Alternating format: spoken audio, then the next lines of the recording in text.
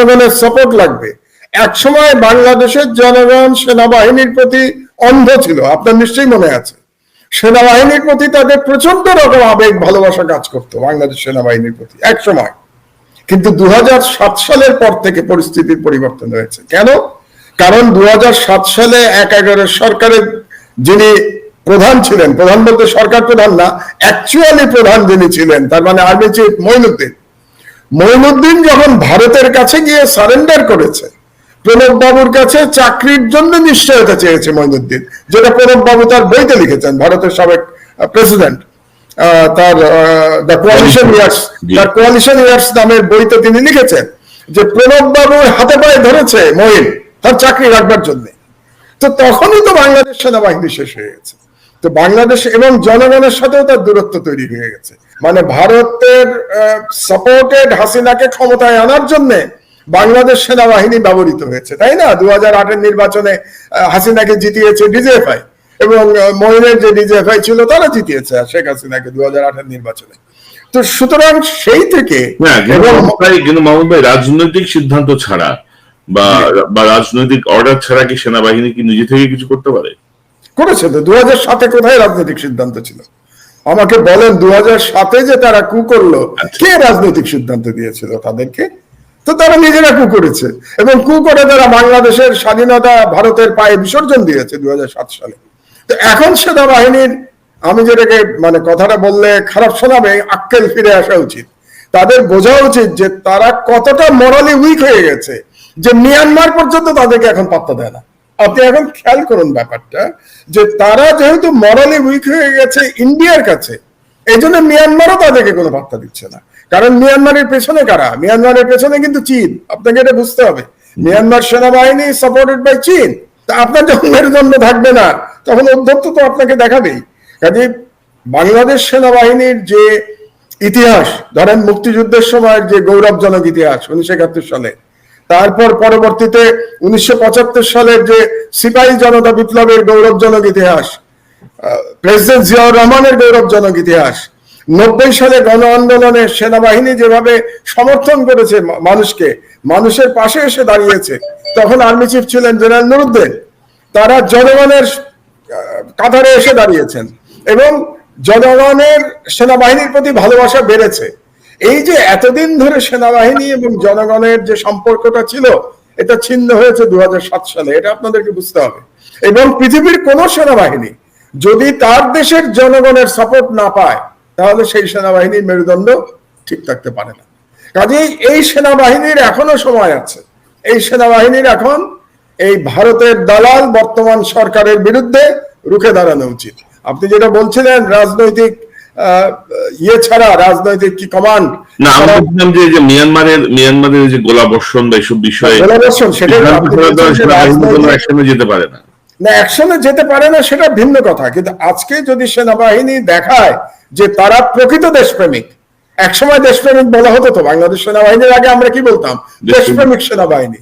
আজকাল কেউ বলে না দেশপ্রেমিক সেনাবাহিনী, দেশপ্রেমিক শব্দটা উঠে গেছে। কারণ তারা একটা ভারতের দালাল সরকারকে সমর্থন করে যাচ্ছে গত 14 বছর ধরে। এখন সময় এসছে সেনাবাহিনীরও স্ট্যান্ড নেওয়ার সময় এসছে, শেখ হাসিনাকে বলে দেওয়ার সময় এসছে যে আপনি 14 বছরে বাংলাদেশের অনেক ক্ষতি করেছেন, এবার আপনি বিদায় হন। এটা বলে দেওয়ার সময় এসছে। এটা যদি সেনাবাহিনী করতে পারে, আপনি দেখবেন মিয়ানমারের আর সেনাবাহিনীর আর এই সাহস হবে না। যদি মিয়ানমার বুঝতে পারে যে বাংলাদেশের জনগণ এবং সেনাবাহিনী এক হয়ে গেছে, তখন কিন্তু কোনো বহিঃশত্রু আক্রমণ করতে সাহস পায় না। এটা মনে রাখতে হবে আপনাকে। কখন আক্রমণ করে? যখন বোঝে যে সেনাবাহিনী এবং জনগণের মধ্যে দূরত্ব তৈরি হয়েছে, তখন বহিঃশত্রু আক্রমণ করে। এই জন্যই মিয়ানমারের আজকে এত উদ্যুক্ত। কাজে আমাদের স্বাধীনতা সার্বভৌমত্ব ফিরে পেতে হলে আবার 7 নভেম্বরের মতো একটা সিপাহী জনতা বিপ্লবের প্রয়োজন, এবং সেই বিপ্লব কার বিরুদ্ধে? দিল্লির দালাল শেখ হাসিনা সরকারের বিরুদ্ধে বিপ্লবের প্রয়োজন। এবং সেই বিপ্লব তখন মিয়ানমারকেও মেসেজ দিবে যে কোন রকম উদ্যোক্ত বাংলাদেশের 17 কোটি জনগণ সহ্য করবে না। 17 কোটি জনগণ এবং সেনাবাহিনী মিলে সেই উদ্যোক্তার জবাব দিতে পারবে। এটা যদি করতে পারেন, আপনি দেখবেন তখন আর রাজনৈতিক নির্দেশের প্রয়োজন হবে না, এবং মিয়ানমারের উদ্যোক্ত বন্ধ হয়ে গেছে। এই রোহিঙ্গা সমস্যারও সমাধান হয়ে যাবে। কিন্তু সমস্যার সমাধান হওয়ার জন্য আগে জনগণের সরকার প্রতিষ্ঠা হতে হবে বাংলাদেশে। আপনি বিদেশের দালাল সরকারকে কেউ পাত্তা দেয় না, এটা মনে রাখবেন আপনি। আন্তর্জাতিক ভাবে বিদেশের কোন দালাল সরকারের কোনো সম্মান থাকে না, এবং সেটা শেখ হাসিনার বেলায় আপনি দেখেছেন। দিল্লিতে তাকে অভ্যর্থনা করেছে, একটা কি প্রতিমন্ত্রী তাকে অভ্যর্থনা করেছে, এবং কেউই ছিল না। শুধু তাই না, আপনি নিজেই বললেন যে তিনি ওখানে থাকা অবস্থায় বাংলাদেশের একজন নাগরিককে গুলি করে হত্যা করেছে বিএসএফ।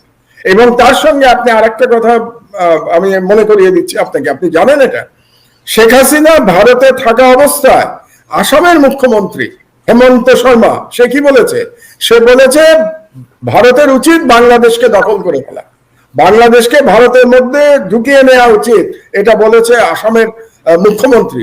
তখন বলেছে যখন বাংলাদেশের তথাকথিত প্রধানমন্ত্রী তার দেশ ভিজিট করছে। এর চেয়ে বড় অপমান একটা প্রধানমন্ত্রী হয় নাকি? আপনি বলেন তো আমাকে। আপনার বাড়িতে আমি গেছি মেহমান হয়ে, আপনার বাড়ির চাকর, কথার কথা আপনার বাড়ির যিনি ভৃত্য, সে বলছে এর বাড়িটাকে আমরা দখল করে নেই না কেন? আপনার বাড়িতে আমি মেহমান হয়ে গেছি, তখন যদি আমি শুনি যে আপনার ভৃত্য বলছে যে মেহমান যে আসছে তার বাড়িটা আমরা দখল করে নেই, তাহলে আমার আর কোনো ইজ্জত থাকবে? তো শেখ হাসিনার কোনো ইজ্জত আছে নাকি? সে ইজ্জত কি? এবং মাহমুদ ভাই, যখন মিয়ানমার ইন্ডিয়া যখন দেখে যে জনসমর্থন বিহীন একটি সরকার, অনির্বাচিত একটি সরকার, তখন তো আসলে এই সুযোগগুলো তারা আরো বেশি করে নেওয়ার চেষ্টা করে। তো মাহমুদ ভাই, ইন্টারেস্টিং একটা বিষয় আমি আপনার সঙ্গে শেয়ার করতে চাই যে সাম্প্রতিক সময়ে একজন সাংবাদিক, যিনি সরকারের খুব ঘনিষ্ঠ এবং ভারতের খুব পছন্দের একজন সাংবাদিক, তিনি একটি ভিডিও দিয়েছেন তার ব্যক্তিগত ফেসবুকে। আপনিও নিশ্চয়ই দেখেছেন যে ভারতে সাংবাদিকদের সঙ্গে কুকুরের মতো আচরণ করা হয়েছে, কোনো সুযোগ সুবিধা দেওয়া হয়নি। খুব দুঃখ করে এক করুণ গাথা তিনি তুলে ধরেছেন। তো এই তুলে ধরাটা কেন, সেটি যেমন একটা আলোচনার বিষয় রাখে। আমি আপনাকে দেখাতে চাচ্ছি যে তার এই ভিডিও নিচে সাধারণ মানুষের যে মন্তব্য, সাধারণ মানুষ বলছে যে তারা বুঝে গেছে তোমরা সবাই অন্ধ দালাল। হ্যাঁ, তো সাধারণ মানুষের এই যে কমেন্টস গুলো, সেই কমেন্টস গুলোতে আমরা দেখছি যে এই জন্য তোমরাই দায়ী। তবুও বাংলাদেশে পুলিশের পরে সাংবাদিকদের এত ক্ষমতা থাকার পরেও ওনাদের কত অভিযোগ, তারা আপনাদের যা মনে করে এবার তাই বুঝিয়ে দিয়েছে। অর্থাৎ প্রতিটা কমেন্ট যতটুকু আমি দেখলাম, মানে আপনাদের উচিত শিক্ষা হয়েছে, বেশি করে দালালি করেন ভারতের। অর্থাৎ একজন সাংবাদিক দুঃখের কাহিনী তুলে ধরলো যে দেখো আমরা গেছি কি আচরণ, বাট সাধারণ মানুষের পারসেপশনটা দেখেন, সাধারণ মানুষের অবজারভেশনটা দেখেন। আপনার মন্তব্য? না, আমি একটু আগে আমার বক্তব্য শুরুতে আমি কি বলেছিলাম যে বাংলাদেশের 80% মানুষ এখন চায় যে দিল্লির দালাল শেখ হাসিনার পতন হোক, এটা প্রত্যেকের এখন প্রত্যাশা। আর 20% লোক হয়তো শেখ হাসিনার সঙ্গে এখন আছে। তো এই অবস্থার মধ্যে এই যে সাংবাদিক যার কথা বললেন আপনি, সম্ভবত মুন্নি সাহা, তাই না? মুন্নি সাহা, তিনি তো আমরা সবাই জানি তিনি ভারতপন্থী এবং শেখ হাসিনার অত্যন্ত কাছের মানুষ। তো তিনি বলেছেন যে তাদের সঙ্গে কুকুরের মতো আচরণ করা হয়েছে। তো একটু আগে আমি কি বললাম যে শেখ হাসিনা থাকা অবস্থায় হেমন্ত বিশ্ব শর্মা যে আসামের মুখ্যমন্ত্রী, সে বলছে আমাদের উচিত বাংলাদেশ দখল করে নেয়া, বাংলাদেশ করছে। সেটা কতটা করুন আমরা জানি না, সেটা আল্লাহ জানেন। তো এই যে ধরেন, আপনি তো জানেন যে মাঝখানে কিন্তু বেশ বাংলাদেশ খুব গরম হয়েছিল, চীনের পররাষ্ট্রমন্ত্রী এসছেন, এবং বাংলাদেশের অর্থনৈতিক সংকটে বলা হয় যে চীন ব্যাপক আর্থিক সাহায্যের প্রতিশ্রুতি দিয়েছে আর্থিক সংকট যেন না পড়ে বাংলাদেশ। তো চীন, ভারত, আমেরিকার এই যে বলয়, এই বলয়ে বাংলাদেশ আসলে কতটুকু ভারসাম্য রক্ষা করতে পারবে? ইতিমধ্যে তো বাংলাদেশ চীনের কাছ থেকে যে পরিমাণ অর্থ নিয়েছে প্রকাশ্যে এবং অপ্রকাশ্যে, সেটি নিয়ে তো অনেক কথা আছে। তো এই বলয়টা, এই টানা পড়েন কি বাংলাদেশ ম্যানেজ করতে পারবে আপনি মনে করেন? আমি মনে করি এখন আর শেখ হাসিনার পক্ষে এটা ম্যানেজ করা সম্ভব না। কেন সম্ভব না আমি বলি আপনাকে, যে এখন যদি ওয়েস্টার্ন ওয়ার্ল্ডের কাছে যে টাকাটা শেখ হাসিনা চেয়েছেন $8 বিলিয়ন, কেমন, এখন $8 বিলিয়ন যদি চীন দিতে রাজি হয়, আমরা যদি ধরে নেই যে চীন টাকাটা দেবে, তাহলে চীন তার বিনিময়ে তো কিছু নিয়ে দেবে টাকাটা, তাই না? চীন তো এমনি এমনি টাকাটা শেখ হাসিনাকে দিয়ে দেবে না। $8 বিলিয়ন যদি দিতে হয়, তাহলে শেখ হাসিনাকে একটা বড় মূল্য দিতে হবে। বাংলাদেশকে যেমন এখন ভারতের হাতে তুলে দিয়েছেন, তাহলে তার একটা অংশ আবার এখন চীনের হাতে তুলে দিতে হবে। তো চীনের হাতে তুলে দিতে গেলে ভারতকে সেটা অ্যালাউ করবে? ভারত কি চাইবে যে বাংলাদেশে চীন এইভাবে ঢুকুক তার বর্ডারের ভিতরে, যেভাবে চীন মায়ানমারে ঢুকেছে? মায়ানমার আপনি জানেন যে মিয়ানমার টোটালি চীন কন্ট্রোল করে, সম্পূর্ণভাবে মিয়ানমার সরকার চীন কন্ট্রোল করে। তো ভারত সরকার বাংলাদেশকে কন্ট্রোল করে, তাই তো এখনকার পরিস্থিতিটা তো তাই। বাংলাদেশের যে সরকার সেটা সম্পূর্ণভাবে দিল্লি নিয়ন্ত্রিত সরকার, মিয়ানমারের সরকার বেজিং নিয়ন্ত্রিত সরকার।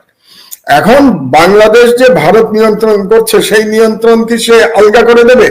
চীনকে বলবে আসো তুমিও বাংলাদেশ নিয়ন্ত্রণ করো, আমরা মিলেমিশে নিয়ন্ত্রণ করি? এভাবে তো জিওপলিটিক্স হয় না। মানে ঘটনাটা এখন যেটা দাঁড়াচ্ছে যে পশ্চিমের সাথে তো দূরত্ব তৈরি হয়ে গেছে শেখ হাসিনার, এতে তো আর কোনো সন্দেহ নাই, এবং এখানে লুকিয়ে রাখার কোনো বিষয় নাই যে ওয়াশিংটনের আগে যে অবস্থাটা ছিল এখনকার অবস্থানের পরিবর্তন হয়েছে। কেন পরিবর্তন হলো এটা একটু বোঝা দরকার। কারণ হচ্ছে যে এতদিন শেখ হাসিনাকে যে সাপোর্ট করে আসছিল ওয়াশিংটন, তার প্রায়োরিটি ছিল তথাকথিত ইসলামী জঙ্গিবাদের বিরুদ্ধে লড়াই, এটা ছিল প্রায়োরিটি আমেরিকার। এবং ইসলামী জঙ্গিবাদের বিরুদ্ধে লড়াই করতে গেলে বাংলাদেশে একজন ইসলাম বিদ্বেষী শাসকের প্রয়োজন ছিল। তো শেখ হাসিনার থেকে ইসলাম বিদ্বেষী শাসক আর কে হতে পারে বাংলাদেশে? বাংলাদেশে সংখ্যালঘু যে কমিউনিটি ধরুন 10%, আর বাংলাদেশে যে ইসলাম বিদ্বেষী যে গোষ্ঠী আছে আমি ধরে নিচ্ছি অ্যানাদার 10%, যারা নাস্তিক এবং অন্যান্য ইসলাম বিদ্বেষী গোষ্ঠী। এই যে 20% জনগোষ্ঠী, তাদের নেতৃত্ব কিন্তু শেখ হাসিনার হাতে, এবং 80% যে সংখ্যাগরিষ্ঠ মুসলমান এই দেশে, তাদেরকে কিন্তু হাসিনা নেতৃত্ব দিচ্ছেন না। তো কাজেই ওয়াশিংটন ভেবেছিল এই যে 80% মানে মুসলমান জনগোষ্ঠী যেটা আছে তাদেরকে কন্ট্রোল করবার জন্য শেখ হাসিনার মতো একজন শাসকের প্রয়োজন ছিল। এই কারণেই শেখ হাসিনা তথাকথিত জঙ্গিবাদের গল্প সাজিয়েছে। আপনি জানেন যে জঙ্গির নাম করে বাংলাদেশের কত দরিদ্র মানুষকে হত্যা করেছে শেখ হাসিনা, তাদেরকে গুম করে নিয়ে এসে, এমনকি আমার মনে হলে খুবই কষ্ট পাই, 6 মাসের শিশুকে পর্যন্ত হত্যা করেছে শেখ হাসিনা। জঙ্গি নাম দিয়ে পুরো বাড়ি বোমা দিয়ে উড়িয়ে দিয়েছে এই বেনজির এবং র্যাবের সব লোকজন, এবং যাদেরকে উড়িয়ে দিয়েছে বোমা মেরে তাদের সাথে জঙ্গিবাদের কোনো সম্পর্কই ছিল না। তারা অত্যন্ত দরিদ্র মানুষ, গ্রাম থেকে হয়তো শহরে কাজের সন্ধানে এসছে, তাদেরকে ধরে এনে বলা হয়েছে এরা জঙ্গি, বলে তাদেরকে হত্যা করা হয়েছে। তো এই নাটকগুলো এতদিন ওয়াশিংটন অ্যাকসেপ্ট করেছে, কিন্তু এখন ওয়াশিংটন বলছে যে বাংলাদেশ সরকার হিউম্যান রাইটস ভায়োলেশন করেছে, গুম করেছে, এক্সট্রাজুডিশিয়াল কিলিং করেছে। কারণ হচ্ছে ওয়াশিংটনের প্রায়োরিটি এখন কিন্তু রাশিয়া এবং চীনের সাথে মোকাবেলা করা। এখন তথাকথিত ইসলামী জঙ্গিবাদ মোকাবেলা করা ওয়াশিংটনের প্রায়োরিটির মধ্যে অগ্রাধিকারে নাই। অগ্রাধিকারে হচ্ছে রাশিয়া এবং চীন। সেক্ষেত্রে শেখ হাসিনা কোন দিকে? শেখ হাসিনা তো রাশিয়ার পক্ষে। আপনার মনে আছে নিশ্চয়ই, মাসখানেক আগে শেখ হাসিনা একটা বক্তৃতায় বলেছেন যে মার্কিন যুক্তরাষ্ট্র ইউক্রেন আক্রমণের জন্য রাশিয়ার বিরুদ্ধে যে নিষেধাজ্ঞা দিয়েছে সেই নিষেধাজ্ঞা নাকি হিউম্যান রাইটস ভায়োলেশন। মানে তিনি মার্কিন যুক্তরাষ্ট্রকে বলছেন যে নিষেধাজ্ঞা দেওয়ার জন্য ওয়াশিংটন হিউম্যান রাইটস ভায়োলেশন করেছে। কার? সোভিয়েত তো নাই এখন, রাশিয়ার হিউম্যান রাইটস ভায়োলেশন করেছে। তার মানে এরকম কিন্তু ভয়ঙ্কর কথা রাশিয়ার খুব বন্ধু রাষ্ট্র কেউ বলে নাই। কথার কথা কিউবাও কিন্তু এরকম কথা বলে নাই। কিউবা তো আপনি জানেন কিউবার সাথে রাশিয়ার কত পুরনো সম্পর্ক। কিউবার শাসকরাও বলে নাই, বা ভেনেজুয়েলার শাসকরাও বলে নাই যে মার্কিন যুক্তরাষ্ট্র হিউম্যান রাইটস ভায়োলেশন করেছে। এটা হাসিনা বলেছেন। তো হাসিনা এই বক্তব্যের মাধ্যমে তিনি পুরোপুরি রাশিয়া ক্যাম্পে চলে গেছেন, তাই না? তো রাশিয়া ক্যাম্পে যদি তিনি চলে গিয়ে থাকেন তাহলে মার্কিন যুক্তরাষ্ট্রের তিনি তো এনিমি। এই মুহূর্তে কিন্তু এনিমির তালিকায় আমি মনে করি শেখ হাসিনা মার্কিন যুক্তরাষ্ট্রের এনিমির তালিকায়। তো এনিমির তালিকায় যদি শেখ হাসিনা থাকেন তাহলে পশ্চিমা দেশের সাথে তার যে আন্ডারস্ট্যান্ডিং ছিল সেটা শেষ হয়ে গেছে। তো তিনি কিভাবে ম্যানেজ করবেন? পশ্চিমারা তো অলরেডি তার এনিমি ক্যাম্পে চলে গেছে। এখন একদিকে ভারত, আরেকদিকে চীন। ভারতকে তার দরকার কারণ তিনি ভারতীয়, এটা তো ওই যে অনির্বাণ গাঙ্গুলি বললেনই যে তাদেরই লোক, তিনি ভারতীয়। আর চীনকে দরকার কেন? কারণ ভারত নিজেই দরিদ্র দেশ। ভারতের পক্ষে শেখ হাসিনার টাকার চাহিদা মেটানো এটা সম্ভব না, এটা মেটাতে পারে চীন। তো আপনি এভাবে টিকে থাকার সময় বোধহয় পার হয়ে গেছে শেখ হাসিনা। আমি মনে করি এই ম্যানেজ তিনি আর করতে পারবেন না। এই জন্যই আমি বলছি যে তার উচিত হবে নিরপেক্ষ সরকারের কাছে ক্ষমতা হস্তান্তর করে সেফ এক্সিটে চলে যাওয়া। এটা যদি তিনি চলে যান, তার নিজের জন্য ভালো হবে, তার দলের জন্য ভালো হবে, বাংলাদেশের জন্য ভালো হবে, এবং বাংলাদেশের জনগণ তাদের ইচ্ছা অনুযায়ী নির্বাচনের মাধ্যমে আগামী সরকার তারা নির্বাচন করে একটা জনগণের সরকার নিয়ে আসবে। এবং তারা যদি তখন হাসিনাকে ভোট দেয়, তাহলে হাসিনাকেই আমাদের মেনে নিতে হবে। তো সেটার একটা সুযোগ দিতে হবে জনগণ, যাতে তাদের সরকার বেছে নিতে পারে। আমার মনে হচ্ছে শেখ হাসিনার হাতে আর কোনো অপশন নাই। আর তিনি যদি পুলিশ দিয়ে মানুষ হত্যা করে, র্যাব দিয়ে মানুষ হত্যা করে, গুম করে আরেকটি নির্বাচন করতে চান, তাহলে তিনি রাষ্ট্রের সর্বনাশের সাথে বাংলাদেশের সর্বনাশ যতটুকু বাকি আছে সেটাও তিনি করে ফেলবেন। এবং তার সাথে আমি বারে বারে যে কথাটি বলছি আজকে খুব জোরের সাথে, তার নিজেরও সর্বনাশ তিনি ডেকে আনবেন বলেই আমার ধারণা।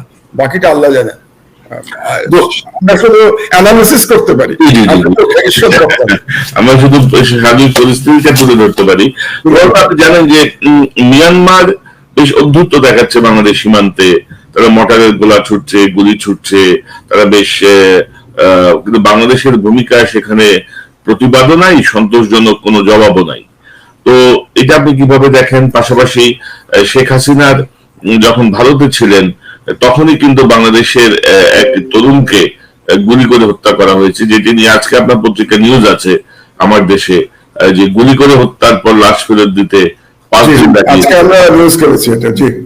তো এই যে মিনার বাবু নামে যে স্কুল ছাত্র, তাকে প্রধানমন্ত্রী শেখ হাসিনা যখন ভারত সফর করছেন তখনই গুলি করে মেরে ফেলা হয়েছে। তো সীমান্ত হত্যা নিয়েও কিছু হলো না আমাদের। ইদানিং মিয়ানমারও সীমান্তে বেশ অদ্ভুত দেখাচ্ছে। তো বাংলাদেশ কি মিয়ানমারের চেয়েও কি দুর্বল হয়ে গেল, বা কিভাবে দেখেন এই দুটো ঘটনা আপনি? এটা হচ্ছে প্রমাণ করে যে বাংলাদেশ সেনাবাহিনী কত মরালি উইক হয়ে গেছে। শুনুন, শুধু বন্দুক থাকলে আপনি যুদ্ধ করতে পারবেন না। কোনো আপনার মরাল স্ট্রেংথ লাগবে, আপনার পিছনে দেশের জনগণের সাপোর্ট লাগবে। এক সময় বাংলাদেশের জনগণ সেনাবাহিনীর প্রতি অন্ধ ছিল, আপনার নিশ্চয়ই মনে আছে। সেনাবাহিনীর প্রতি তাদের প্রচন্ড রকম আবেগ ভালোবাসা কাজ করতো বাংলাদেশ সেনাবাহিনীর প্রতি এক সময়। কিন্তু 2007 সালের পর থেকে পরিস্থিতির পরিবর্তন হয়েছে। কেন? কারণ 2007 সালে 1/11 সরকারের যিনি প্রধান ছিলেন, প্রধান বলতে সরকার প্রধান না, অ্যাকচুয়ালি প্রধান যিনি ছিলেন, তার মানে আর্মি চিফ মঈনুদ্দিন যখন ভারতের কাছে গিয়ে সারেন্ডার করেছে, প্রণব বাবুর কাছে চাকরির জন্য নিশ্চয়তা চেয়েছে মঈনুদ্দিন, যেটা প্রণব বাবু তার বইতে লিখেছেন, ভারতের সাবেক প্রেসিডেন্ট, তার দ্য কোয়ালিশন ইয়ার্স নামের বইতে তিনি লিখেছেন যে প্রণব বাবুর হাতে পায়ে ধরেছে মঈন তার চাকরি রাখবার জন্য। তো তখনই তো বাংলাদেশ সেনাবাহিনী শেষ হয়ে গেছে।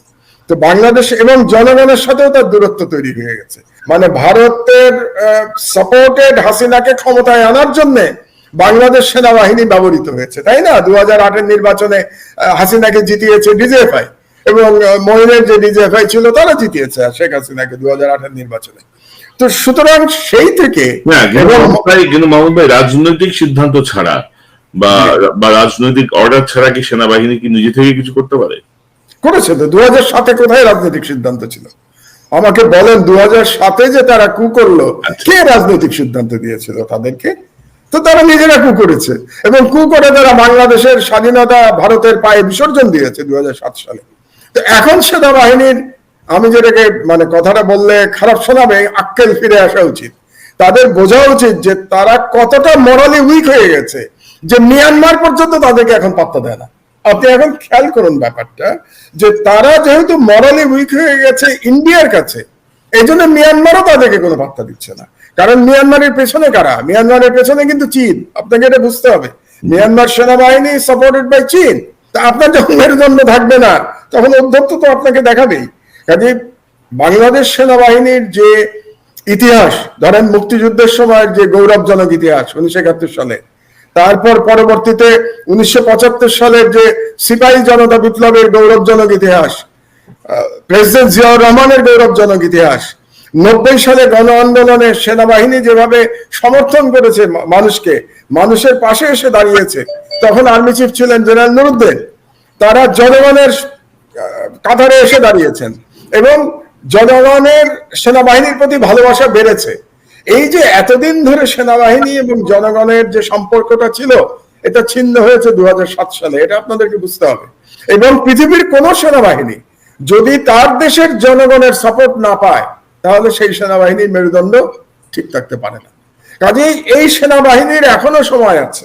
এই সেনাবাহিনীর এখন এই ভারতের দালাল বর্তমান সরকারের বিরুদ্ধে রুখে দাঁড়ানো উচিত। আপনি যেটা বলছিলেন রাজনৈতিক ছাড়া, রাজনৈতিক কি কমান্ড না, আমি বলছিলাম যে মিয়ানমারের যে গোলাবর্ষণ বা এসব বিষয়ে গোলাবর্ষণ, সেটা যেতে পারে না, অ্যাকশনে যেতে পারে না, সেটা ভিন্ন কথা। কিন্তু আজকে যদি সেনাবাহিনী দেখায় যে তারা প্রকৃত দেশপ্রেমিক, একসময় দেশপ্রেমিক বলা হতো তো বাংলাদেশ সেনাবাহিনীর আগে, আমরা কি বলতাম? দেশপ্রেমিক সেনাবাহিনী। আজকাল কেউ বলে না দেশপ্রেমিক সেনাবাহিনী, দেশপ্রেমিক শব্দটা উঠে গেছে। কারণ তারা একটা ভারতের দালাল সরকারকে সমর্থন করে যাচ্ছে গত 14 বছর ধরে। কাজে এখন সময় এসছে সেনাবাহিনীরও স্ট্যান্ড নেওয়ার সময় এসছে, শেখ হাসিনাকে বলে দেওয়ার সময় এসছে যে আপনি 14 বছরে বাংলাদেশের অনেক ক্ষতি করেছেন, এবার আপনি বিদায় হন। এটা বলে দেওয়ার সময় এসছে। এটা যদি সেনাবাহিনী করতে পারে, আপনি দেখবেন মিয়ানমারের আর সেনাবাহিনীর আর এই সাহস হবে না। যদি মিয়ানমার বুঝতে পারে যে বাংলাদেশের জনগণ এবং সেনাবাহিনী এক হয়ে গেছে, তখন কিন্তু কোনো বহিঃশত্রু আক্রমণ করতে সাহস পায় না। এটা মনে রাখতে হবে আপনাকে। কখন আক্রমণ করে? যখন বোঝে যে সেনাবাহিনী এবং জনগণের মধ্যে দূরত্ব তৈরি হয়েছে, তখন বহিঃশত্রু আক্রমণ করে। এই জন্যই মিয়ানমারের আজকে এত উদ্যুক্ত। কাজে আমাদের স্বাধীনতা সার্বভৌমত্ব ফিরে পেতে হলে আবার 7ই নভেম্বরের মতো একটা সিপাহী জনতা বিপ্লবের প্রয়োজন। এবং সেই বিপ্লব কার বিরুদ্ধে? দিল্লির দালাল শেখ হাসিনা সরকারের বিরুদ্ধে বিপ্লবের প্রয়োজন। এবং সেই বিপ্লব তখন মিয়ানমারকেও মেসেজ দিবে যে কোন রকম উদ্যোক্ত বাংলাদেশের 17 কোটি জনগণ সহ্য করবে না। 17 কোটি জনগণ এবং সেনাবাহিনী মিলে সেই উদ্যোক্তা জবাব দিতে পারবে। এটা যদি করতে পারেন, আপনি দেখবেন তখন আর রাজনৈতিক নির্দেশের প্রয়োজন হবে না এবং মিয়ানমারের উদ্যোক্ত বন্ধ হয়ে গেছে। এই রোহিঙ্গা সমস্যারও সমাধান হয়ে যাবে। কিন্তু সমস্যার সমাধান হওয়ার জন্য আগে জনগণের সরকার প্রতিষ্ঠা হতে হবে বাংলাদেশে। আপনি বিদেশের দালাল সরকারকে কেউ পাত্তা দেয় না, এটা মনে রাখবেন। আপনি আন্তর্জাতিক ভাবে বিদেশের কোন দালাল সরকারের কোনো সম্মান থাকে না। এবং সেটা শেখ হাসিনার বেলায় আপনি দেখেছেন, দিল্লিতে তাকে অভ্যর্থনা করেছে একটা কি প্রতিমন্ত্রী, তাকে অভ্যর্থনা করেছে এবং কেউই ছিল না। শুধু তাই না, আপনি নিজেই বললেন যে তিনি ওখানে থাকা অবস্থায় বাংলাদেশের একজন নাগরিককে গুলি করে হত্যা করেছে বিএসএফ। এবং তার সঙ্গে আপনি আরেকটা কথা আমি মনে করিয়ে দিচ্ছি আপনাকে, আপনি জানেন এটা, শেখ হাসিনা ভারতে থাকা অবস্থায় আসামের মুখ্যমন্ত্রী হেমন্ত শর্মা সে কি বলেছে? সে বলেছে ভারতের উচিত বাংলাদেশকে দখল করে ফেলা, বাংলাদেশকে ভারতের মধ্যে ঢুকিয়ে নেওয়া উচিত, এটা বলেছে আসামের মুখ্যমন্ত্রী। তখন বলেছে যখন বাংলাদেশের তথাকথিত প্রধানমন্ত্রী তার দেশ ভিজিট করছে। এর চেয়ে বড় অপমান একটা প্রধানমন্ত্রী হয় নাকি? আপনি বলেন তো আমাকে। আপনার বাড়িতে আমি গেছি মেহমান হয়ে, আপনার বাড়ির চাকর, কথার কথা আপনার বাড়ির যিনি ভৃত্য, সে বলছে এর বাড়িটাকে আমরা দখল করে নেই না কেন? আপনার বাড়িতে আমি মেহমান হয়ে গেছি। তখন যদি আমি শুনি যে আপনার ভৃত্য বলছে যে মেহমান যে আসছে তার বাড়িটা আমরা দখল করে নেই, তাহলে আমার আর কোনো ইজ্জত থাকবে? তো শেখ হাসিনার কোনো ইজ্জত আছে নাকি? সে ইজ্জত কি? এবং মাহমুদ ভাই, যখন মিয়ানমার ইন্ডিয়া যখন দেখে যে জনসমর্থন বিহীন একটি সরকার, অনির্বাচিত একটি সরকার, তখন তো আসলে এই সুযোগগুলো তারা আরো বেশি করে নেওয়ার চেষ্টা করে। তো মাহমুদ ভাই, ইন্টারেস্টিং একটা বিষয় আমি আপনার সঙ্গে শেয়ার করতে চাই যে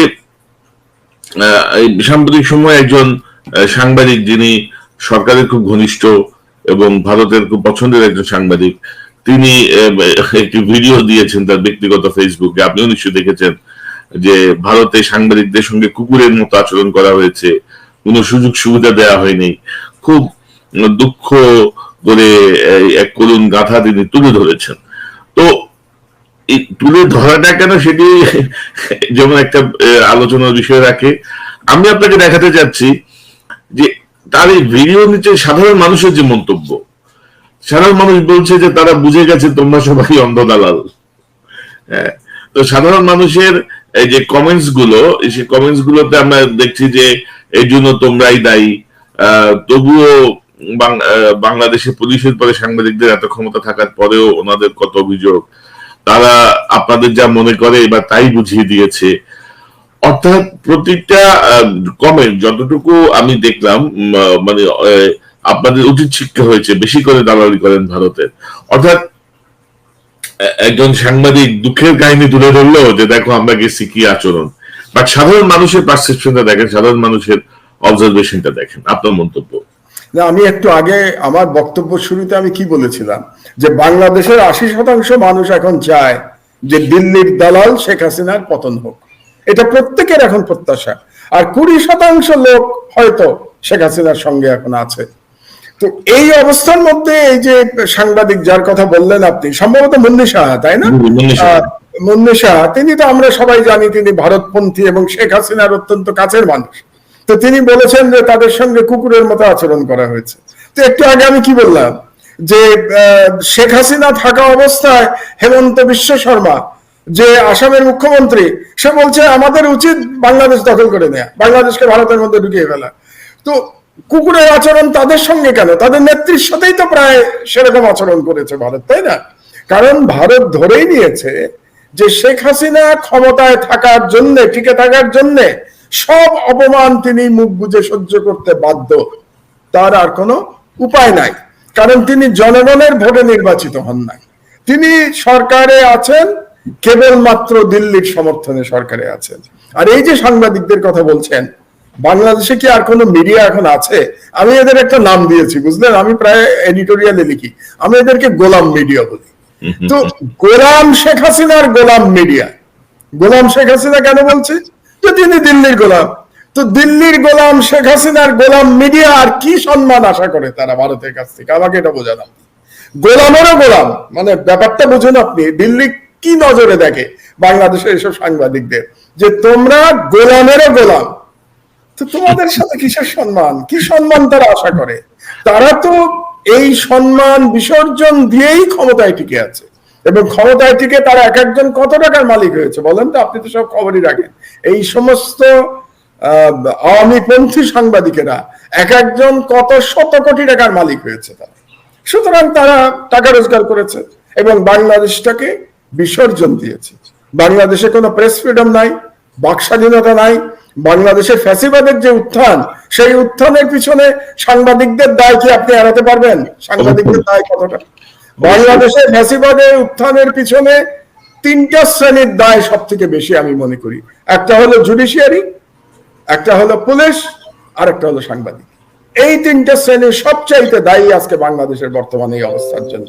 আমাদের এই দালালদের, বুঝলেন, চিনে রাখতে হবে। পরিবর্তন ইনশাল্লাহ আসবে, পরিবর্তন আসবে।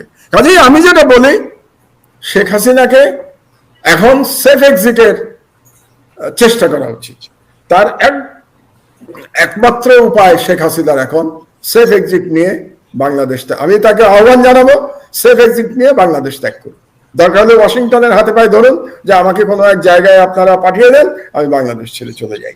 এছাড়া আর কোনো অপশন শেখ হাসিনার আছে বলে আমি মনে করি না। জি, ধন্যবাদ জানাই।